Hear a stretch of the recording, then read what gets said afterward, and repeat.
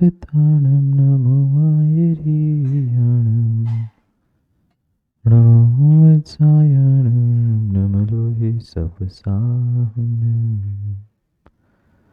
गुणानां विस्तरं वक्षे स्वभावानां तथैव च पर्यायाणां विशेषेण नत्वा वीरं जिनेश्वरम् नमो हरिहन्ताणं नमो सिताणं नमो वायरीयाणं नमो वत्सायणं नमो लोहि सवसाहनं। पंच परमेश्वर भगवान की, आचार्य भगवान देवसेन स्वामी की, आचार्य भगवान गुरुवर विशुद्ध सागर जी महाराज की, अहिंसा में विश्व धर्म की।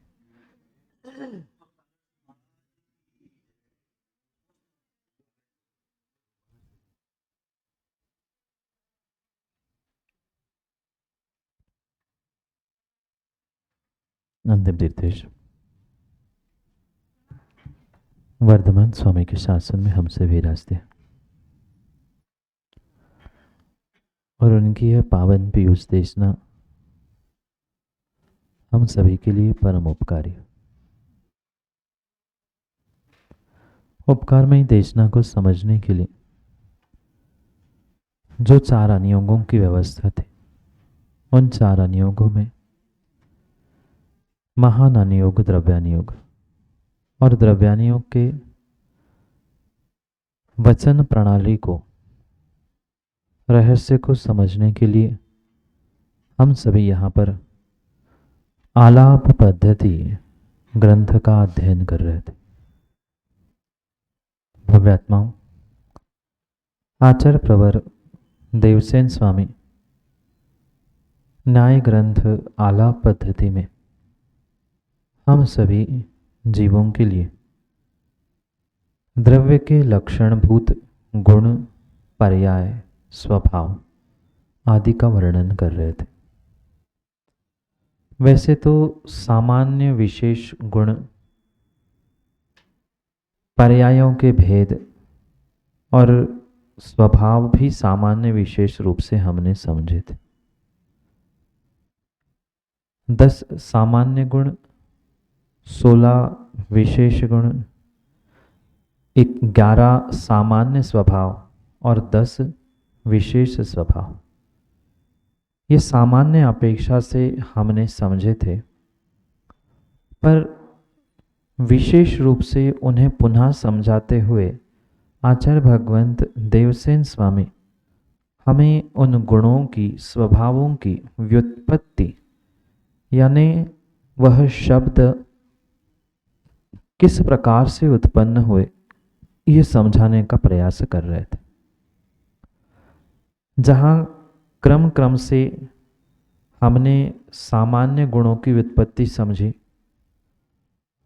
जो दूसरों से गुण्यत पृथक करता है, गुण्यते पृथक क्रियते, उसे गुण कहा। यह गुण की व्युत्पत्ति थे।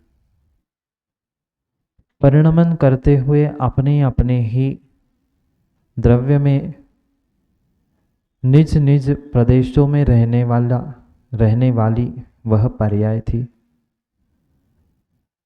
गुणों का, पर्यायों का व्याख्यान पूर्ण होने पर हमने कल स्वभावों को समझना प्रारंभ किया था।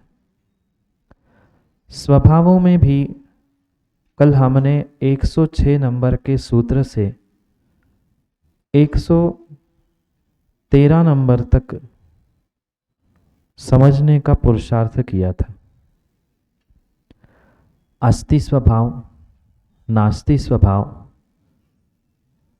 नित्य स्वभाव, अनित्य स्वभाव, भेद स्वभाव, अभेद स्वभाव, एक स्वभाव, अनेक स्वभाव, इतने स्वभावों का व्याख्यान हमने समझा था कि अस्ति स्वभाव की व्युत्पत्ति कैसे हुई। जहाँ सदरूपपना है वही अस्ति है, और जहाँ पररूपपना नहीं है वहाँ नास्ति है। संज्ञा लक्षण प्रयोजन की अपेक्षा से भेद है, और अधिकरण आधार की अपेक्षा से अभेद स्वभाव। पुनः द्रव्य की स्थिरता के निमित्त से बदलाव होते हुए भी द्रव्य वही है, इसलिए नित्य स्वभाव, और द्रव्य में ही बदलाव हो रहा है इसलिए अनित्य स्वभाव। सभी स्वभाव एक ही द्रव्य में है, आधार एक होने से एक स्वभाव, और एक ही द्रव्य में अनेक स्वभाव होने से अनेक स्वभाव। यहाँ तक व्याख्यान कल हमने समझा था। अब भव्य अभव्य आदि स्वभावों का व्याख्यान यहाँ 114 नंबर के सूत्र से करने वाले हैं। प्रारंभ करते हैं आज उस 114 नंबर सूत्र से ग्रंथराज आलाप पद्धति के देवसेन स्वामी के अभिप्राय को समझना। पढ़ते हैं 114 नंबर के सूत्र को। भावी काले पर स्वरूपाकार भवनाद भव्य स्वभावः। एक साथ पढ़ो।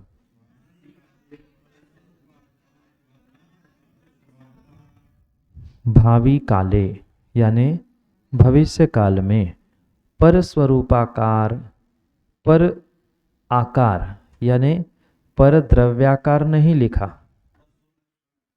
पर स्वरूपाकार यानी आगामी पर्याय स्वरूप होना, ये ही भव्य स्वभाव है। इन विषयों को हमने पहले समझा था, मात्र भिन्न प्रकार से, भिन्न अपेक्षा से इन स्वभावों को पुनः एक बार समझाने का प्रयास आचार्य भगवान देवसेन स्वामी कर रहे। हमने जब स्वभाव अधिकार पढ़ा था तब समझा था ये पुद्गल भी भव्य है।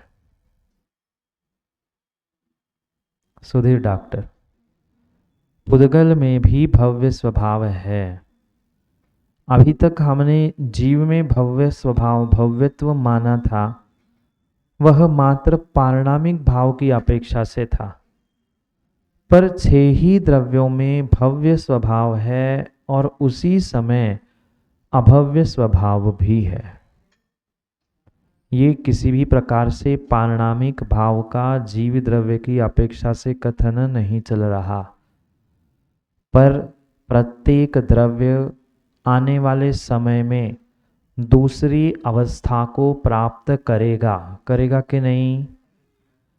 कहीं ना कहीं पर पर्याय रूप, पर की पर्याय नहीं, खुद की ही अगली पर्याय को प्राप्त करता है, वह बदलता है, इसलिए उसे भव्य स्वभाव का।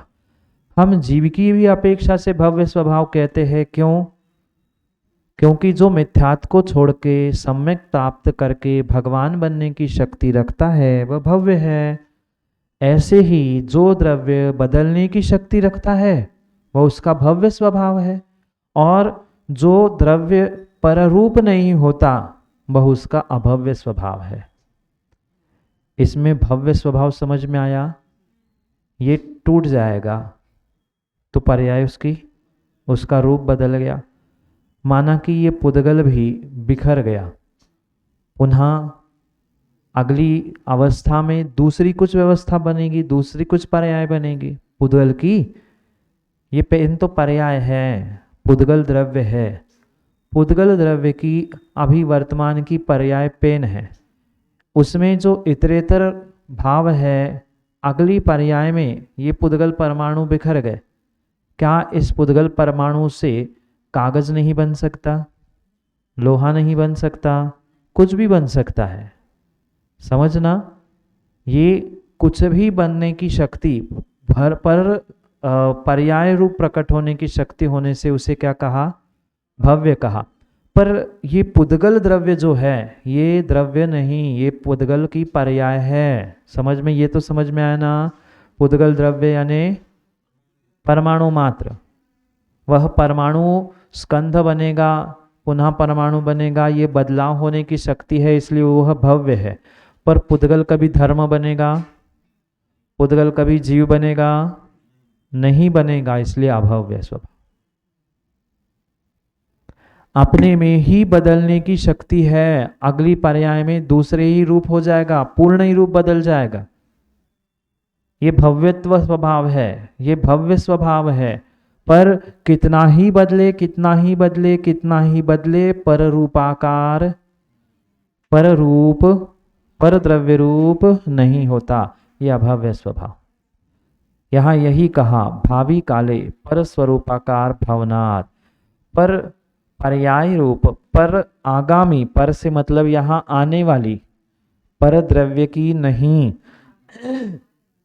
आने वाली पर्याय रूप स्वरूप हो जाता है। ये बहुत गहरा सिद्धांत है। समझ में आया बीसी जैन साहब? पर पर्याय स्वरूप होता है। अभी मेरे जीव द्रव्य का स्वरूप कैसा है? असद्भूत व्यवहार से। चेतन जी, अभी असद्भूत व्यवहार से मेरा ये जीव कैसा है? मनुष्य है कि नहीं? मनुष्य है कि नहीं? देव बनूंगा तो जहां पहुंचूंगा वैसा। ये पर स्वरूपाकार बन रहा है, पर पर्याय स्वरूप बन रहा है। कौन? द्रव्य ही। द्रव्य ही पर पर्याय स्वरूप बन रहा है, पर असद्भूत व्यवहार आदि आदि की अपेक्षा से। कहीं उपचरित लगेगा, कहीं अनुपचरित लगेगा, कहीं सद्भूत, कहीं असद्भूत, शुद्ध अशुद्ध, ये सब भेद हम पढ़ चुके। मैं समझ में आया क्या? पर पर्याय स्वरूप हो जाएगा, पर की पर्याय नहीं। एक शब्द पुनः समझे, पर की पर्याय रूप नहीं होगा, इसलिए अभव्य है। पर पर्याय रूप होगा, ये भव्य है।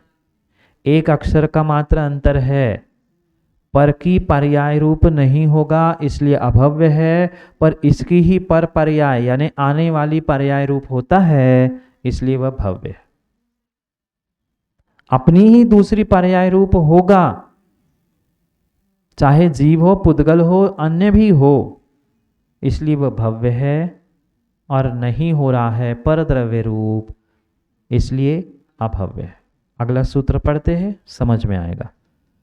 कालत्रयेपि पर स्वरूपाकारा भवनात् भव्य स्वभावः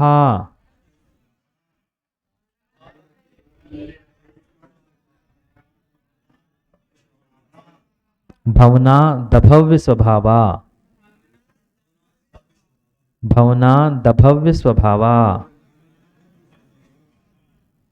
क्या कहा? कालत्रयेपि, तीन कालों में भी पर स्वरूपाकार अभवनात्,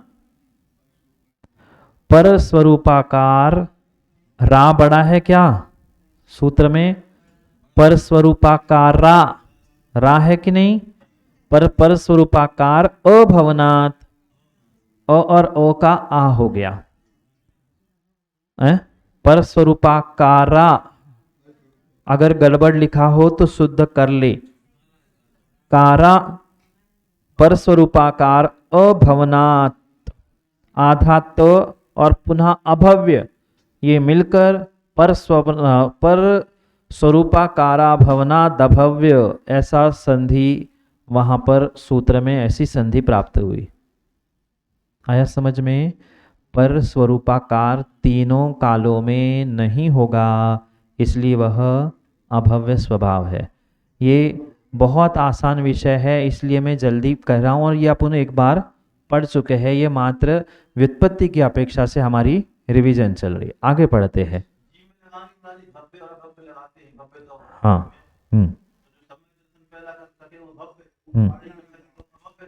वो मैंने जैसे अभी कहा, ये पारिणामिक भाव असाधारण भावों की अपेक्षा से मात्र जीव में ही घटित होगा। पर वहाँ भी अगर हम सिद्धांत समझे तो भव्यता क्यों कही? जो बदल सकता है, चाहे सम्यक गुण से बदल रहा है, वह पारिणामिक भाव की अपेक्षा से जीव को भव्य कहा। हाँ, तो स्वरूपाकार चाहे श्रद्धा गुण के स्वरूप मान लो या अन्य स्वरूप मान लो, वह पारिणामिक भाव श्रद्धा गुण की अपेक्षा से कह रहे हैं, इसलिए वहां भी भव्य है। और जो नहीं हो पा रहा है वह अभव्य है। हाँ ऐसा ही है, बस अंतर इतना है कि वहाँ अपेक्षा भिन्न है, पारिणामिक भावों की अपेक्षा है। और अन्य द्रव्यों में या उस जीव द्रव्य में भी सामान्य रूप से अगर कहेंगे, पारिणामिक भाव छोड़ के भी मनुष्यों में भी भव्य स्वभाव लगेगा कि नहीं। पारिणामिक भाव की चर्चा नहीं कह रहा हूं मैं, पारिणामिक को छोड़ के भी जीव जीव की ही पर्याय रूप होता है। जीव कभी स्कंध नहीं होगा, जीव कभी स्कंध नहीं होगा, इसलिए भव्य जीव भी अभव्य स्वभाव वाला है। आया समझ में? सम्यक दृष्टि, भव्य जीव भी अभव्य स्वभाव वाला है, पर रूप नहीं होगा, स्वरूप में ही उसका बदलाव होता रहेगा, इसलिए वह अभव्य भी भव्य है है ना। सभी द्रव्य है, अभव्य भी भव्य है, अभव्य भी भव्य है और भव्य भी अभव्य है, स्वभाव की अपेक्षा से। पर द्रव्य की पर परिणति नहीं है, अपने में ही बदलाव है, पर स्वरूपाकार है, पर रूपाकार, पर बिल्कुल भिन्न नहीं, पर अपने ही आगामी पर्याय रूप होने की शक्ति है। इसलिए 6 ही द्रव्य भव्य भी है और 6 ही द्रव्य अभव्य भी है। अभव्य जीव द्रव्य भी भव्य स्वभाव वाला है और भव्य जीव द्रव्य अभव्य स्वभाव वाला भी है, मात्र ये स्वभाव का कथन है, पारिणामिक भावों का नहीं। आया समझ में? आगे बढ़ते। अगला परम स्वभाव, 116 नंबर का सूत्र। पारिणामिक भाव प्रधानत्वेन परम स्वभावः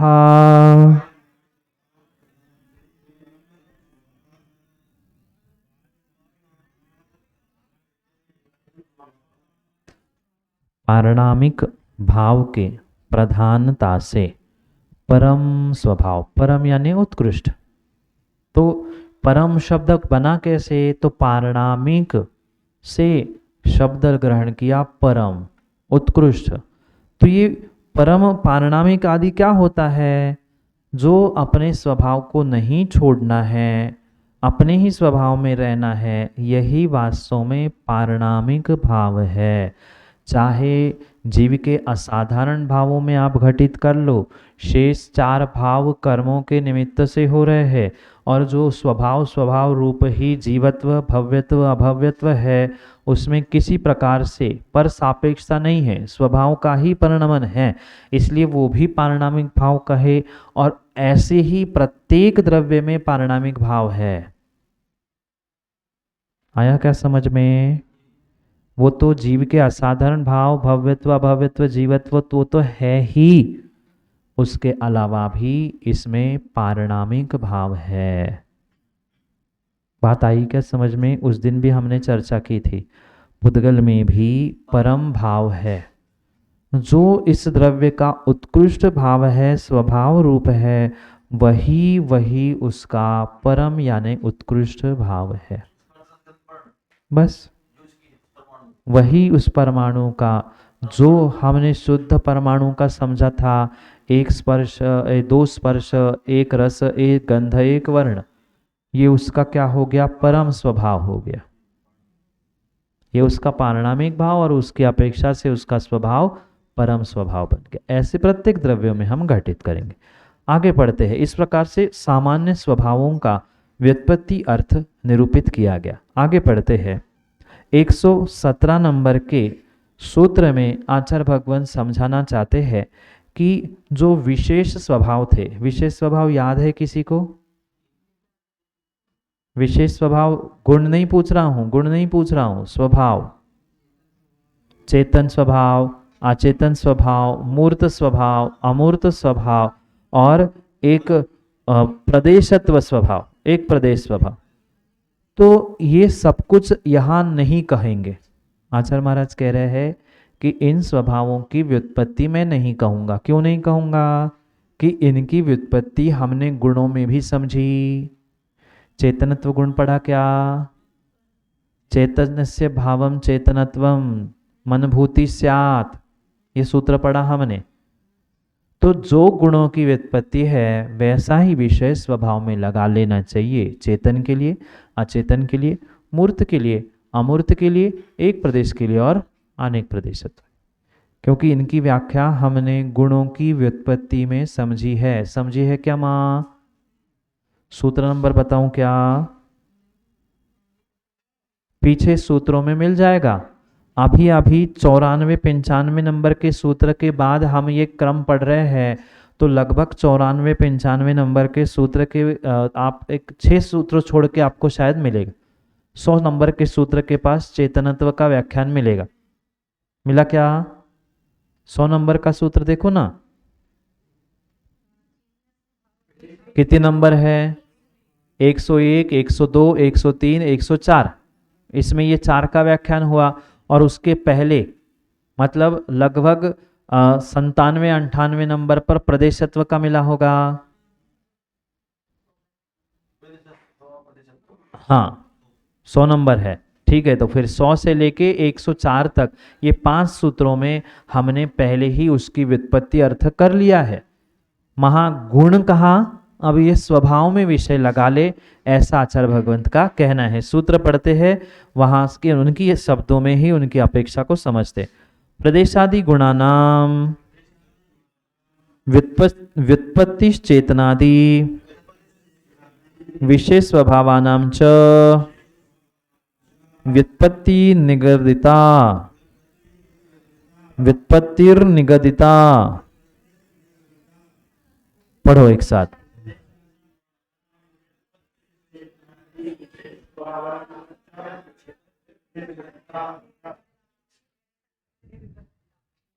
निर्णय व्युत्पत्तिर निगदिता। व्युत्पत्तिर र पहले पढ़ी जाएगी, व्युत्पत्तिर निगदिता। ठीक है। यहां कह रहे हैं प्रदेशादि गुणानाम, प्रदेशादि गुणों का व्युत्पत्ति अर्थ चेतनादि विशेष स्वभावों का भी व्युत्पत्ति अर्थ पहले निगदिता यानी कह दिया है। 11 विशेष स्वभावों का व्याख्यान हमने 116 नंबर के सूत्र तक पढ़ा। फिर सामान्य स्वभाव हो गए, 10 विशेष स्वभाव थे। उन 10 विशेष स्वभावों में से 5 का व्याख्यान हमने पहले कर दिया। कौन सा? चेतनत्व, अचेतनत्व, मूर्तत्व, अमूर्तत्व और प्रदेशत्व। इनको गुणों की अपेक्षा से जो व्युत्पत्ति रूप हमने समझा, उसका ही शब्द का अर्थ चल रहा है। ये हम क्या समझ रहे प्रोफेसर जी? शब्दार्थ, शब्द की उत्पत्ति समझ रहे हैं। तो वही शब्द की उत्पत्ति चाहे गुण में लगा लो चाहे स्वभाव में लगा लो। इसलिए उनका पुनः में रिपीटेशन ना करते हुए अगले स्वभावों को कहूंगा, ऐसा यहाँ पर अभिप्राय देते हुए 117 नंबर का सूत्र हमने समझा। आगे पढ़ते हैं। अब जो यहाँ स्वभाव, विभाव आदि रूप जो शेष विशेष भाव बचे थे, कितने विशेष स्वभाव थे? विशेष 10 थे। 11 सामान्य थे और 10 विशेष थे। उसमें से 5 तो हो ही गए, पहले निपट गए। अब बचे हुए उनको यहां पर कह रहे हैं 118 नंबर के सूत्र से पढ़ते हैं। नहीं, यहां आचार्य भगवंत स्वभाव समझाने से पहले स्वभाव और गुण में अंतर समझा रहे। हमने एक दिन चर्चा की थी, याद है क्या माँ? चेतनत्व गुण भी है, चेतनत्व स्वभाव भी है, प्रदेशत्व गुण भी है, स्वभाव भी है। तो दो जगह क्यों लिखा? तब हमने 3 अंतर उसमें लिखे थे। याद है किसी को? पलटो पन्नों को, दिमाग के भी और कॉपी के भी। तीनों के अंतर हमने लिखे थे। स्वभाव गुण नहीं होता, पर गुण स्वभाव हो सकता है। स्वभाव जब भी होगा प्रति स्वभाव के साथ होगा, पर गुण ऐसा नहीं होगा। स्वभाव नष्ट हो सकता है, बदल सकता है, पर गुण नष्ट नहीं होता। ये तीन बातों के लिए यहाँ सूत्र देते हुए आचार्य भगवान पुनः समझा रहे, कोई बात नहीं, ये तो अपनी पुरानी आदत है, माँ पुराना लिख लो, पुराना आगे का पाठ पीछे का, इसलिए पुनः पुनः आचार्य देवसेन स्वामी भी इसी बात को कह रहे हैं। पढ़ते हैं 118 नंबर के सूत्र में, धर्मापेक्षा स्वभावा गुणा न भवन्ति। अपने धर्म की अपेक्षा से, धर्म मतलब जैन धर्म आदि नहीं, न धर्म द्रव्य आदि, जो स्वभाव रूप धर्म है, वस्तु स्वभाव धम्मो, उस स्वभाव रूपी धर्म की अपेक्षा से स्वभाव गुणा न भवन्ति।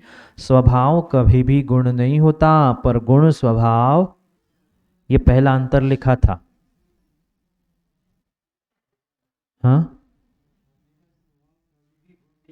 हाँ, स्वभाव यहां लिखा है, स्वभावा गुणा न भवन्ति।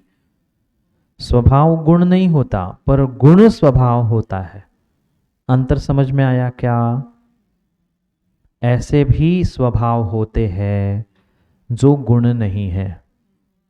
इधर देखो, ऐसे भी स्वभाव है जो गुण नहीं है, पर जितने गुण पढ़े लगभग वे स्वभाव रूप है। जैसे कि नास्तित्व गुण है, हैं?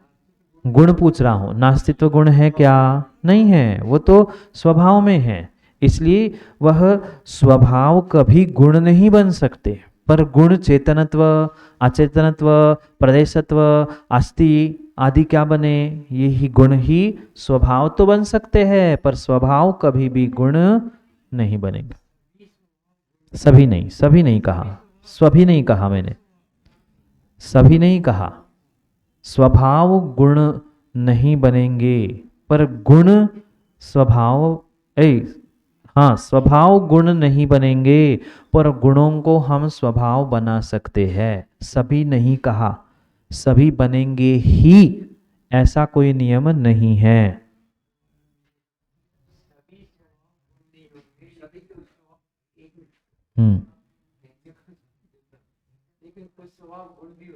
हाँ, सभी की बात ही नहीं है, हम दोनों में अंतर समझ रहे हैं कि गुण और स्वभाव में क्या अंतर। तो आचार्य भगवंत ने कहा, उन्होंने सभी, कभी, अभी कोई विशेषण नहीं लगा, उन्होंने इतना ही कहा कि स्वभाव की अपेक्षा से स्वभाव कभी भी गुण नहीं बनते। ना सभी कहा, ना कभी कहा, ना एक कहा, ना दो कहा। यहाँ सूत्र जब बनाते हैं तब वह सार्वभौमिक सूत्र होता है, यानी सबको शामिल करने वाला होता है। यहाँ किसी भी प्रकार से सूत्र बनाते समय लूप होल्स, यानी छेद या क्या कहते हैं उसको, लूप होल्स को, कोई ऐसी भूल नहीं छोड़ी जाती जिसके द्वारा तुम आचार्य भगवान को पकड़ लो। हाँ, कोई ऐसा त्रुटियां नहीं छोड़ते, त्रुटियां नहीं छोड़ते जिसके माध्यम से हम आचार्य भगवान को पकड़ ले। इसलिए उन्होंने सभी शब्द का प्रयोग नहीं कहा, उन्होंने सभी शब्द नहीं कहा, उन्होंने सामान्य कथन किया कि जितने जितने स्वभाव है वे स्वभाव गुण नहीं हो सकते। जैसे नास्तित्व स्वभाव है, जैसे अभेद स्वभाव है, ये स्वभाव मात्र है, ये गुण कभी भी नहीं बनेंगे। यहाँ सभी आदि कोई विशेषण है ही नहीं, कुछ बनेंगे और कुछ नहीं बनेंगे, और जब कुछ बनेंगे कुछ नहीं बनेंगे तो वहाँ अपने आप सभी का खंडन हो गया। आया समझ में? स्वभाव गुण, बोलो, स्वभाव गुण नहीं बनेंगे, पर गुण स्वभाव हो सकते हैं। पहला विषय समझ में आया। आगे 118 119 नंबर को पढ़ते हैं। स्वद्रव्य चतुष्टयापेक्षा परस्परम गुणा स्वभावा भवन्ति। अब पुनः एक बार पढ़ो।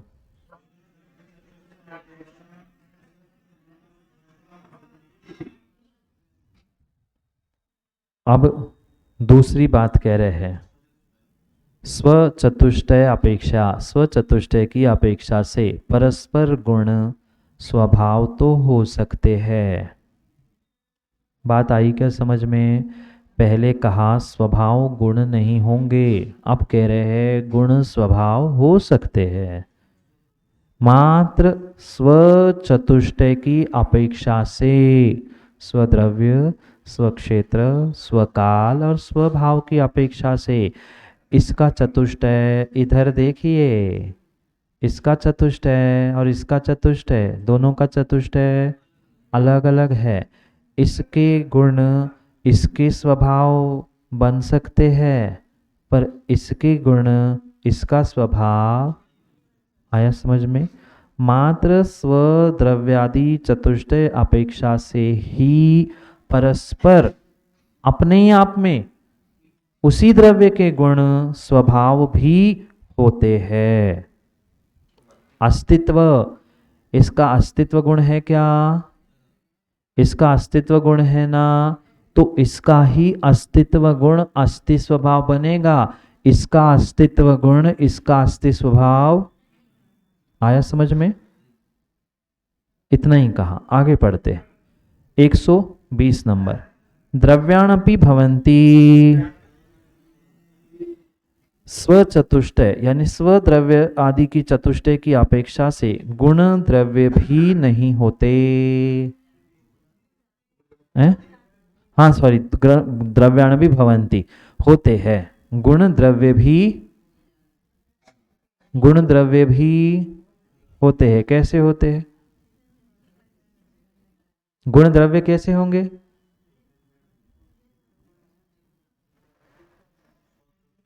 लिखा है तो होंगे तो सही, पर अपेक्षा भी तो समझ में आनी चाहिए। जो स्वद्रव्य, स्वक्षेत्र, स्वकाल, स्वभाव तो हो गया, ये चतुष्टय हो गया। मैं अपेक्षा पूछ रहा हूं, यहां तो लिखा है स्व चतुष्टय की अपेक्षा से, पर कैसे? गुण द्रव्य कैसे होंगे? गुण तो द्रव्य से अलग थे ना। मैं वही तो सुनना चाहता हूं। चाहे आप शक्कर मंगवा लो, चाहे मिठास मंगा लो, बात आई समझ में? चाहे आप कह दो मिठास ले आओ डिब्बे में रखिए, समझदार होगा तो, ज़्यादा समझदार होगा तो विचार करेगा मिठास कैसे ले आऊं, और थोड़ा ही समझदार होगा तो वो शक्कर ले आएगा, कहना मुझे मिठास नहीं मिली, ये शक्कर है। इसलिए गुण भी द्रव्य हो सकता है अपेक्षा से। आई नो निर्मल जी, आया समझ में? गुण भी द्रव्य हो सकता है। चेतन, अब ये नहीं कहने की आवश्यकता है चेतन जीव द्रव्य, चेतन द्रव्य ले आओ, चेतन द्रव्य पहचानो। जबकि गुण था, चेतन द्रव्य नहीं था, चेतन गुण था, पर हम जीव को चेतन द्रव्य कह रहे हैं।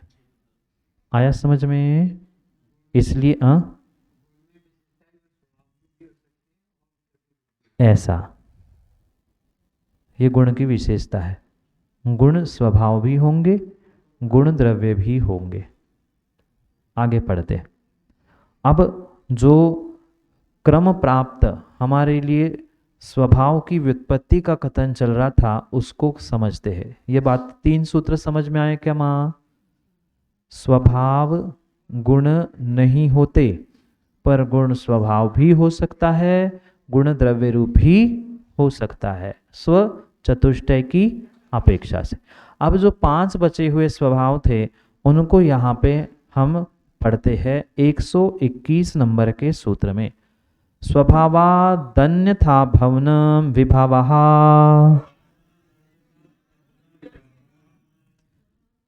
स्वभाव से अन्यथा भवनम, अन्यथा होना, यही विभाव है।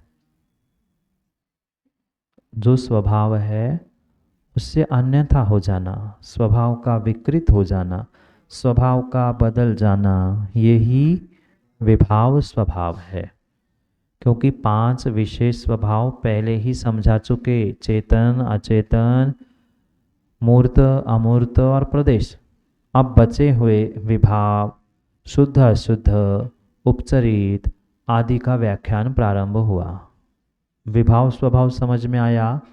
स्वभाव से अन्यथा हो जाना, ये विभाव है। कोई भी स्वभाव, ये मात्र दो ही द्रव्यों में मिलेंगे, जीव और पुद्गल, बाकी निष्क्रियाणीच, बाकी चार में नहीं। आगे शुद्ध और अशुद्ध स्वभाव को कहते हैं 122 नंबर के सूत्र में। शुद्धम केवल भावमशुद्धम तस्यापि विपरीतम। एक साथ पढ़ो।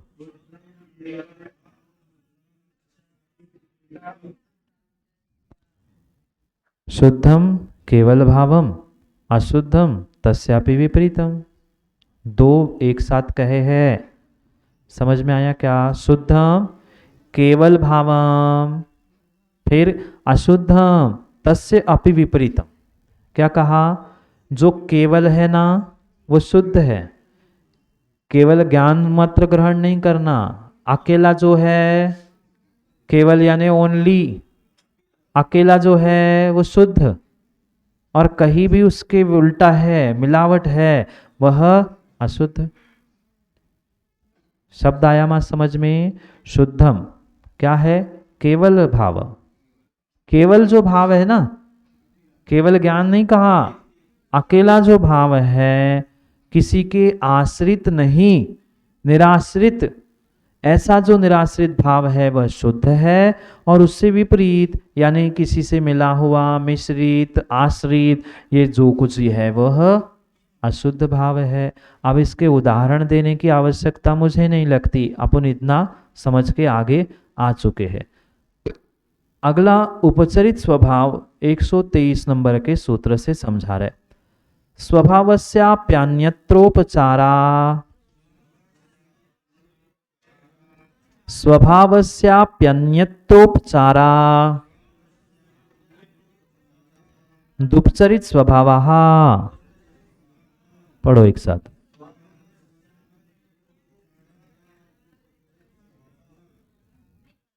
फिर से पढ़ो। स्वभावस्याप्यन्यत्रोपचारा, स्वभावस्याप्यन्यत्रोपचारा, स्वभावस्याप्यन्यत्रोपचारा दुपचरित स्वभावः। आप पढ़ लो एक साथ।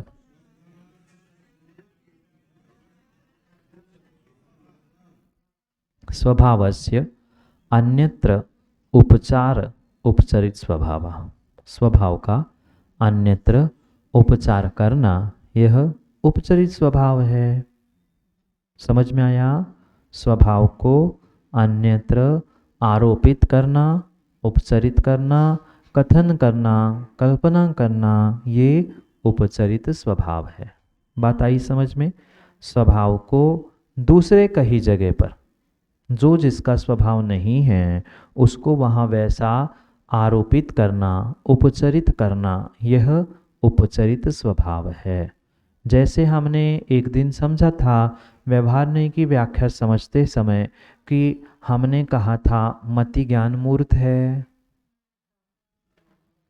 मति ज्ञान मूर्त है, उपचार किया था ना, मति ज्ञान मूर्त है, ये उपचार किया था। ऐसे ही जीव मूर्त है, जीव मूर्त है, ये उपचरित स्वभाव है। जीव वास्तव में अमूर्त होने पर भी वह उपचार से पुद्गल का मूर्त बना, उसके संबंध से हमने आरोपित किया, उपचरित किया, इसलिए उसे उपचरित स्वभाव कहा। आया समझ में? अब ये उपचरित स्वभाव दो प्रकार का है, उसको यहाँ पे पढ़ते हैं, सूत्र पढ़ते हैं, फिर शंका समझ। पुद्गल में लगा लो, लगा लो, लगाने का ही विषय है। नए है हमारा अभिप्राय, हमारा नए, हमारा कथन। जो जीव के साथ रहने वाले उस पुद्गल को कथनचित हम जीव कह दे, जैसे ये शरीर है तो पुद्गल ना, पर हम क्या कह रहे हैं?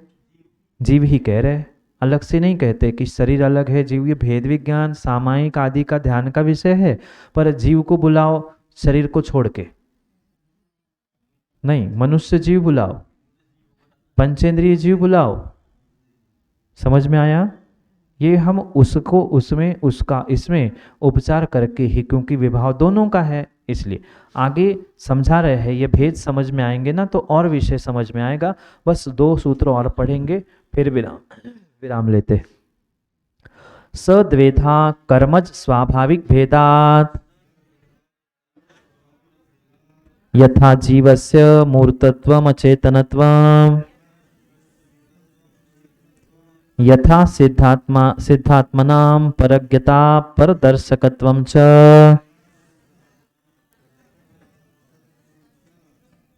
पढ़ो एक साथ।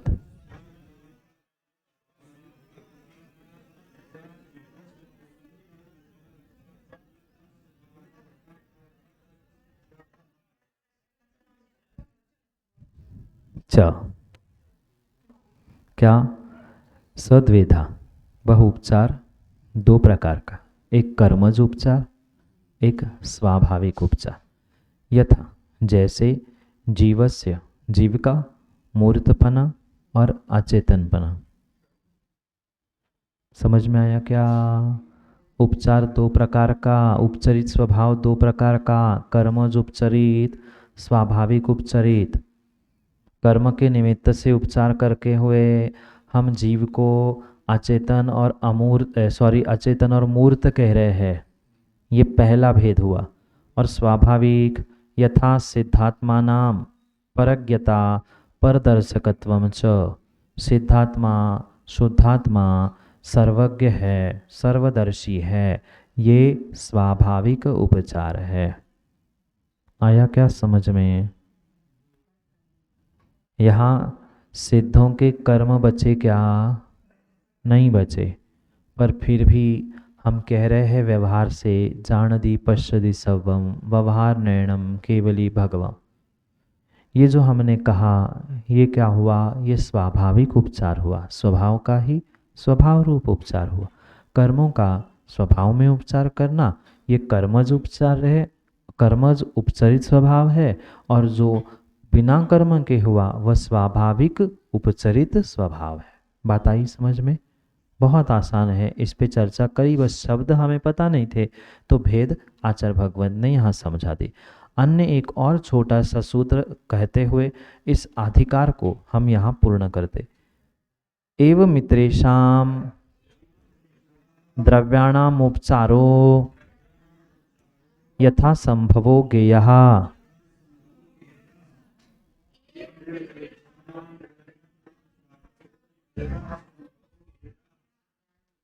इसी प्रकार अन्य द्रव्यों में भी यथासंभव उपचरित स्वभाव जानना चाहिए। यहाँ मात्र जीव को समझाया, अन्य द्रव्यों में भी उपचार समझने चाहिए, पर धर्म अधर्म आकाश और काल इनमें उपचरित स्वभाव नहीं होता। अन्य द्रव्य से मतलब यहाँ पुद्गल से ही प्रयोजन है। पुद्गल और जीव में ही उपचरित स्वभाव होते हैं। जीव का दृष्टांत बता दिया, पुद्गल के आप लगा ले। आया क्या समझ में? अब ये नहीं कहना कि मात्र जीव ही मूर्त है, पुद्गल भी अमूर्त है। अब आएगा समझ में? नहीं आया? चेतन जी, चेतन भी मूर्त है और अचेतन भी अमूर्त है। ये उपचरित स्वभाव जीव और पुद्गल में यथासंभव लगा लेना चाहिए अपने विवेक से। कैसे लगेगा? उसके लिए नए आदि का पूरा विचार विनिमय करके ही करना पड़ेगा, ऐसे ही कुछ भी नहीं कहा जाएगा। ठीक है? आगे उन स्वभावों के निरूपण के उपरांत एकांत पक्ष आदि के दोषों को यहाँ आचार्य भगवान समझेंगे। ये विषय बहुत आसान था, इसलिए हमने पुनः रिपीटेशन थी इसलिए जल्दी जल्दी समझ लिया। कल पुनः एक एक सूत्र उसके जो एकांत के दोष हैं उन सबको समय पे समझेंगे। इसलिए समय का ध्यान रखते हुए समय को समय पे समझने के लिए कल समय पे मिलते हैं। क्योंकि समय पे किया गया काम समय को दिलाता है। बोली भगवान महावीर स्वामी की